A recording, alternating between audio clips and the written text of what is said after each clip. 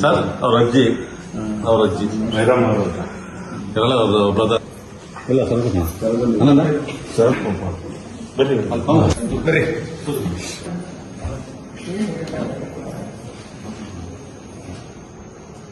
ಯಾರು ಊಹೆ ಮಾಡಿರಲಿಲ್ಲ.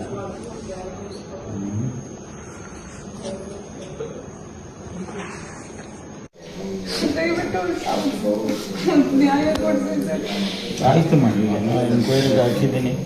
ನೋಡೋಣ, ವರದಿ ಬರಲಿ, ರಿಪೋರ್ಟ್ ಬರಲಿ, ಅವ್ರ ಮೇಲೆ ಏನು ಆ್ಯಕ್ಷನ್ ತಗೋಬೇಕು ನಾನು ತಗೊಂತೀನಿ.